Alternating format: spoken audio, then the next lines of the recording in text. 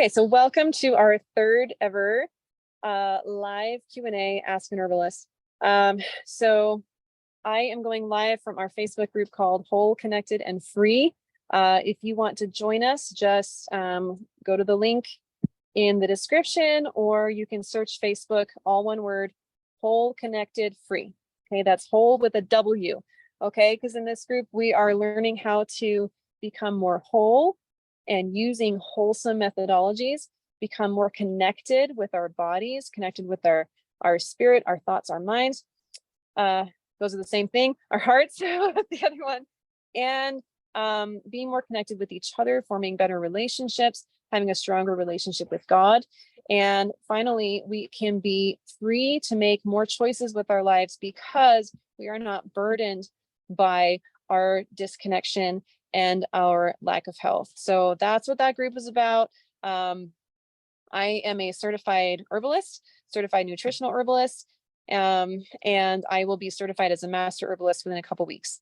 So what I do is I ask people to come on. So at the end of our last live, we were talking about autoimmune concerns and inflammation as well. We didn't really get to inflammation. It's a huge, huge topic. And so I do want to go there, but like I said, it's huge. So we're going to need to break it up. But there were a lot of concerns with hormones, thyroid, skin, blood pressure, hormones, inflammation. Okay. And at the end of the last live, I talked about how, I'm not taught to, and I really don't prefer to operate from a space of like, I have this symptom, what herb do I use to get rid of it? For me, that is the atomist mentality, which is that the body does not have any capacity to right itself, and I need to do something to it externally to make something happen. I have to, remove the symptom, hide the symptom, etc. And there are people on the whole spectrum of the medical healing, everything, that use that mentality. And sometimes they get great results. That's great. But the vitalist mentality is the body is capable of healing itself if we give it the right building blocks and the right environment. So we're still giving it things, but it's with a trust that it knows what to do with them. And when you operate from that mentality, you give it different things. You're giving it deeper precursor building block type things in their wholesome states, in the context of the whole plant, rather than, well, this chemical constituent tends to lower blood pressure, right? There's a very deep difference in what healing looks like using one or the other. And it might take longer for the wholesome, for the vitalist philosophy and methods to feel a dramatic effect. It might. Sometimes it's very fast. Everyone's always like, oh, the natural stuff is too slow. I don't have time for that. It's not always slower, but it can be. And especially if you're dealing with something you've had for a long time, it's very complex, involving many parts of the body, which is normal. Everything's connected. It's going to take a lot more than just calming down one little part of the body, If my shoulder hurts, it's not just because my shoulder hurts, it's because all of these nerves are interacting and the blood flow and everything. Anyway, so if you want to learn more about vitalism versus atomism, I do have a free video on everydayinexperiment.com. If you go and submit your email address there's a little pop-up, so you don't have to do anything, just go everydayinexperiment.com and it'll pop up and ask you for your email address. And when you submit that, you will get access to a video that I did. It's about 45 minutes long on what is vitalism and how you use that philosophy to get that deep healing you're going for.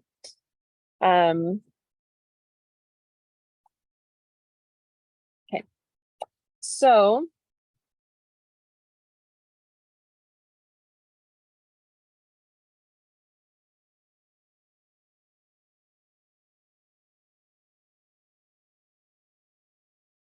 okay, so at the very end of our last Ask an Herbalist live Q&A, I mentioned that pretty much any issue that's going on, it's extremely important to make sure that your channels of elimination are open. These channels are the skin, the bowels, the kidneys, and the lungs. So there's different ways to get at this. And again, I can't really adequately cover this in like the next 10 minutes, but we usually like to start at the bowels. It's the most comfortable way to remove waste. It should be comfortable. If it's not, it's a big sign that it's, you're backed up, and that is one of the roots of whatever you're experiencing. And so that's where I started on my journey, as far as, once I got into the herbalism part of it. And it's where I generally recommend people start. Again, I can't tell you what to do. I can just tell you what I've been taught, and I can teach you what has traditionally been done for many things. And so how do we get the bowels flowing again? Okay. So first off, there's a lot of disagreement about what defines constipation. All right. What defines regularity? Like I said, there's so much disagreement. In the school that I have gone to, which again, I do not speak for or represent, but the principle that they taught me and that I have followed and feels true to me and feels really good in my own experience is that you want to be having a voluminous bowel movement at the same frequency that you are having a moderate to large meal every day. So for most people, that's about 3 times a day. So that's a lot for some people.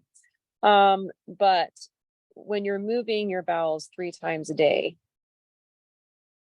suddenly the body is so much less sluggish and heavy and uncomfortable. It's pretty fantastic. All right, so that's the frequency that we're looking for. Then people go into all these arguments about like should be well formed and all these different things about texture. The way I like to say it is just it should not be difficult to move your bowels. But we're also not looking for watery, right? We're not looking for chronic diarrhea, which we can talk about. Trying to stay on one topic today. Just talking what I feel like talking. If anyone joins and wants to ask a question, go for it. But we're talking the foundation of looking at any issue that is going on that you'd like to improve. So, all right. So 3 voluminous, not difficult bowel movements a day. This is the same for children. This is the same for adults. And ideally, like first thing in the morning is your first movement. So why is this so important? Okay. So I talked a little bit in the last live about how we are just bombarded more so than any other generation in history, at least the history that we're told and believe. Not quite sure. We don't know everything about anymore. But let's just say that the history we've been taught is true. And our current environment is the most polluted it's ever been. And on top of that, all the things about our modern lifestyle that add to all of that toxicity. Now, what else adds to toxicity? This is the really like uplifting part of today. Negative thoughts, low vibration emotions, all of these turn into actual physical chemicals in our body that flow around and at some point need to be broken down and eliminated. Okay. So there's lots coming at us externally and even internally that is creating a toxic condition in the body.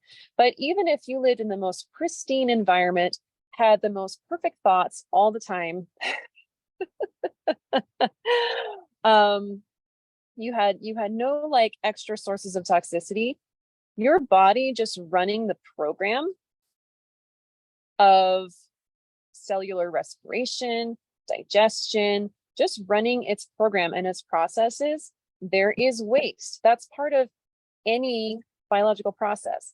And so if that waste is not being removed from the body regularly, it's got to go somewhere. Where do you think it goes? Well, a lot of it gets packed onto the walls of the intestines, okay?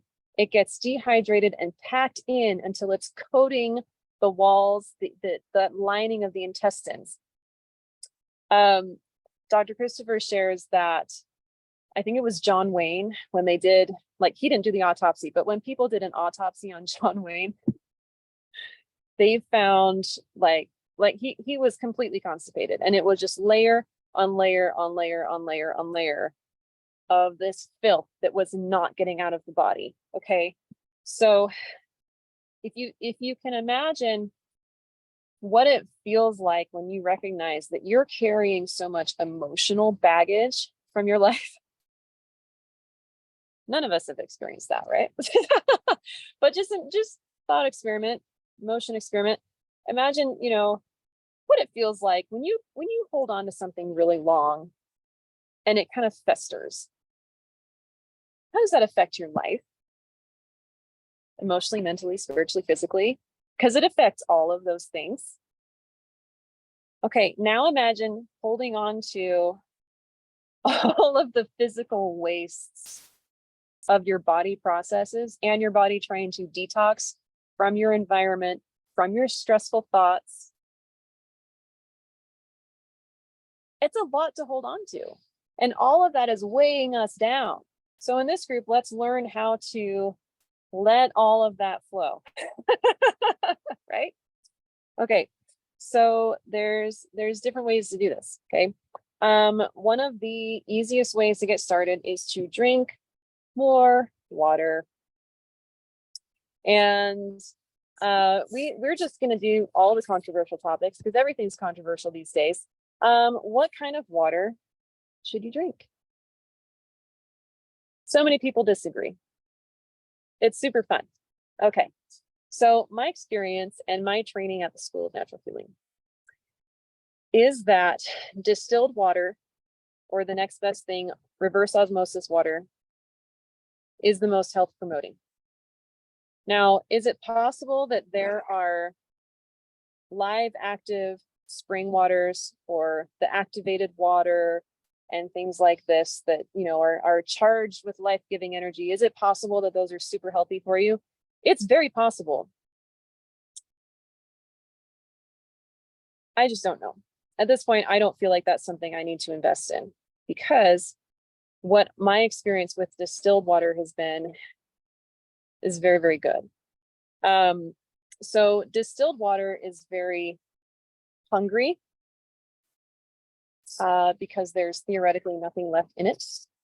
So you have those nice polar water molecules that want to grab at other things with a slight charge. And so that's why it's absolutely the best water to use for teas and other water-based herbal preparations, because it's going to pull those nutrients into the tea.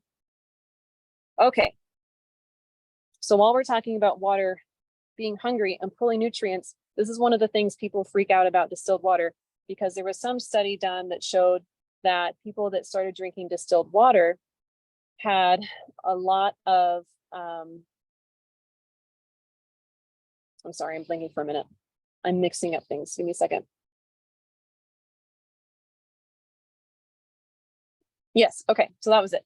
So people who started drinking distilled water, when they would test their urine, suddenly they were flushing out a whole bunch of calcium. Okay, so it was, oh no, distilled water flushes calcium out of the body. We're all gonna die, Okay, but here's the thing. This is what Dr. Christopher teaches. The distilled water does flush out minerals, but it flushes out the minerals that are not where they're supposed to be. Okay. So when you have arthritis, bone spurs, anything that's indicating a deposit of hard minerals, Dr. Christopher called those inorganic because they weren't usable by the body. Okay, different than like inorganic versus organic growing stuff or inorganic versus organic chemistry. He talked about more like with the life they're in, like incorporated in life and able to incorporate in life. And so it can go in, this hungry water can flush through our bodies and pull away the deposits of these hard minerals that are impeding the ability of our body to function properly. Okay, those calcium deposits in here are creating that arthritis. The calcium deposits and other hard mineral deposits in the kidneys are impeding kidney function, bone spurs and all these other things. Okay, but there has been no indication that that water is pulling anything out of the tissues. Okay, so this is the theory that was presented to me and which has worked well for us. We've been drinking distilled water for, I don't know, at least a year now. We were on our well water before that, and then I just started to feel really heavy. And I just couldn't even drink it anymore. And so the distilled water has been really good. And so again, we're leaving the minerals alone that are where they should be, but we're flushing out the mineral deposits that are where they shouldn't be, that the body has just stuck somewhere because it can't do anything with. So that's one thing. Okay, so that's the type of water. Now, how much water? Again, so much disagreement on this. It's always so much fun. Okay. All right, so the average like the basic recommendation is that you want about an ounce per pound of your body weight. And so for they always say the average 130 pound adult. I don't know what the current average is, but let's just say the average 130 pound adult should drink about a gallon of distilled water a day. This is a lot more than most of like the people screaming at you on the internet are telling you to drink. And here's why. When you are infusing your body with that water, not only are you flushing out those deposited minerals, but you are hydrating and lubricating every cell of your body to function properly. There's so many transport processes and digestive processes, like everything depends on water. And if there isn't enough water, then things can't flow. So again, we're looking for flow. And so this is also key to your elimination. If the fecal matter in your bowels is too dry to get out, that's a big problem. So again, we want to hydrate the bowels. We want to keep things moving. And at the same time, of course, this will take us to our second channel of elimination, which is the kidneys and bladder. Oh, we have a question. Hey, Peggy. Okay. Yeah, so you can buy distilled water at the store. You can also get, trying to think if I've seen any under-counter distillers, but you can get like a countertop system. Actually, you know what? There is an under-counter system. Let me pull it up and put it in the chat. But you can get a home distillation system. I intend to do that when our home is finished. But right now I'm in a trailer, and so I just needed to get like a tiny under counter system of it's an RO system, reverse osmosis. And it's pretty good. It's not as pure as distilled water. And so I will sometimes still buy distilled water, especially if I'm making a tincture. And especially if I'm making something for my business that needs true distilled water, I will buy the distilled water. I thought it was this company. Water distillation system. Yeah, I thought the company was H2 only, but it's not showing me.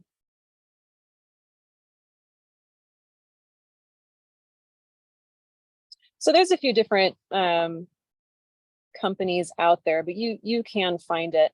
I've found that it's easier and good enough for most purposes to just get the it's in my car.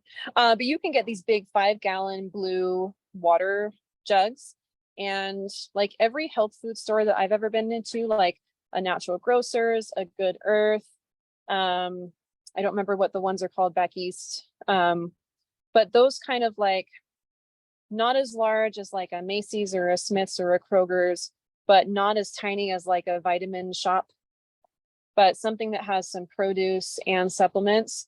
They'll usually have the system that you can take your 5-gallon jug and pull a lever and refill it in less than a minute.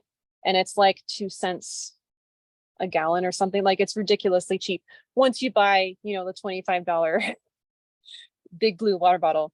So we like to keep that on hand. Again, it's not distilled, but its RO is pretty good. I drink Berkey filtered water, but not distilled. Yeah. And that's when we were back in the city, we had a ProPure. I'll put that in the comment, PROPUR. It's similar to Berkey. When I looked at what it filtered and what it didn't, I prefer the ProPure. And that was fine. But for me, that didn't, like, especially when I started filtering well water, it didn't filter out the salts enough. And so we switched to an RO system. So should we talk about salt? So, I mean, it's an interesting thing, right? Because especially I live in the desert, and so, you know, I need to be conscious of electrolytes and mineral balancing and stuff. And so that is another concern. People are like, well, I need mineral water because I need my minerals, right? But again, are those minerals in the water, that water, like I said, it's rare, but it does exist, that there are like mineral springs that your body can actually absorb those minerals, but it's rare. The rest of the time, it's really just a heavy inorganic substance that your body has to filter out somehow or stick somewhere if it can't. And so how do we get our minerals? This is where we get our fresh fruits and vegetables and our herbs. Our herbs are so high in minerals, especially the root vegetables. And so, you know, just eating those or making teas from them. Other things I really like in terms of like electrolytes is like, you know, fresh squeezed lemon juice, coconut water. Love coconut water. But you want to get one that doesn't have weird stuff added. Let me try to find the company that I like getting from the most. One of them is actually a Utah company. Let's see, Vita Coco or Vita Coco is pretty good. I don't know if I've had the Kirkland organic coconut water.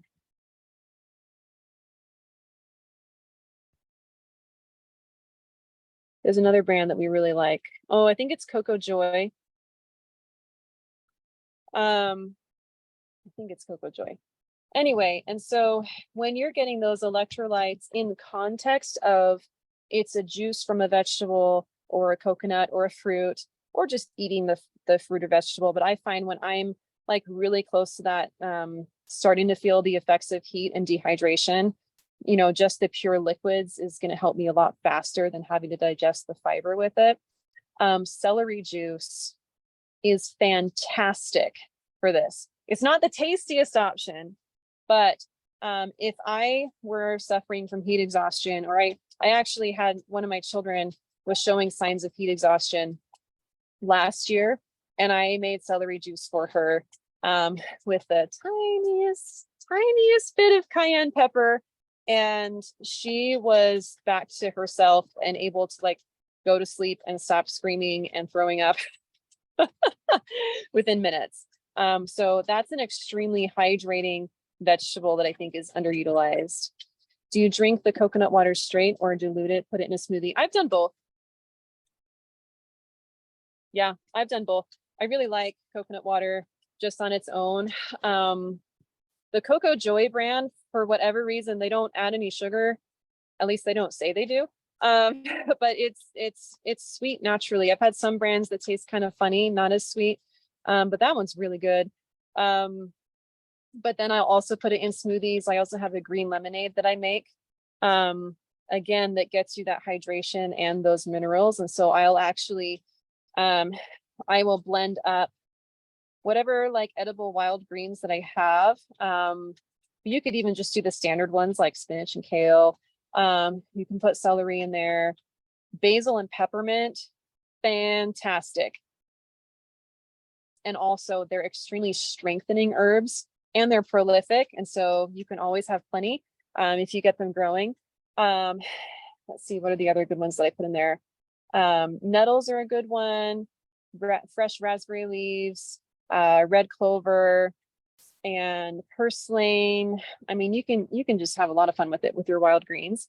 But you put a handful or two in there, about maybe 2 to 4 cups of coconut water. Yeah, comfrey. Yes, thank you. Ooh, a mint lemon slushy. Yes, yum, yum, yum. So I'll use either water or coconut water to get up to like 4 cups or so, and then a handful of the greens. Squeeze in 2 lemons or like a lemon and 3 limes. I'll juice rhubarb stalks and put that in there. It has a really nice tangy flavor and makes it pink. We just have fun with it. And so for this one, the hardcore way would be to blend it up and then drink it all and like chew all that fiber. But maybe I'm not hardcore enough yet. We just enjoy drinking it slowly as a juice. And so I'll filter out the fiber and then I will blend up some extra raw honey in there. That raw honey as well has some great enzymes, vitamins, and minerals that help get that mineral balance back in check and get your blood sugar back up. But not the same spike as like, processed sugar. And then I've never really needed to, but before I started making this drink with the herbs in it, I did make like a labor aid drink for childbirth, and it was the coconut water, the lemon juice, some raw honey, and like a tiny pinch of sea salt. So I prefer Redmond salt. It's local to me, and I know it's a good brand and pure and all that. And so, if we're using a good sea salt like that's full of minerals and everything, I still don't try to overdo it, but sometimes it can be very helpful to restore that electrolyte balance. And I believe that, using a little in context of all those other things is very helpful and still very different than just drinking mineral water or well water. All right, we are coming up. Okay. Any last questions there? So all of this was on a journey of opening up the channels of elimination. All right. So getting the bowels moving again. So we mostly talked about the hydration. Okay. We talked about what you're looking for and then how to hydrate to achieve that. Yeah, I'll post a recipe for mineral drink. Absolutely. I'll totally do that. Okay. So there's a lot more to opening up the bowels. But the hydration is a great place to start because now you're going to open up the bowels and the kidneys at the same time. So we're going to leave it at that, and we'll see who comes on next week and what you want to talk about. And if not, I'm just going to keep talking along along this theme and just keep building. So thanks for joining me today.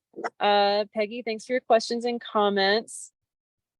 And I see that I have other viewers, but I can't see who you are. So if you want to give me a little shout out, those of you watching the replay, give me #replay. Tell me what you think of this time of day. I want this to serve you guys the best. I'm fairly flexible. I just need to plan it out. So yeah, so I'll see you again next week. And If you want to join me tomorrow live, we will be debuting the new Desert Sage Wild Crafted Ingredients shampoo bar. And I'm going to get my husband to come on and talk about his favorite products. We have a whole section on herbalembrace.com that talks about products that are fantastic for men's health and wellness. And so that'll be a fun thing tomorrow at 2 p.m. Mountain, 4 p.m. Eastern, 1 p.m. Pacific. I hope you will join me there. I'm going to have a lot of fun. Okay. So again, if you have any urgent questions, feel free to post in the group or send me a direct message. I'm happy to help. If it's going to take a longer explanation, I'll encourage you to set up a call with me. But otherwise, any quick help I can give you, I am happy to do that. All right. So thanks for being with me, and we'll see you next time.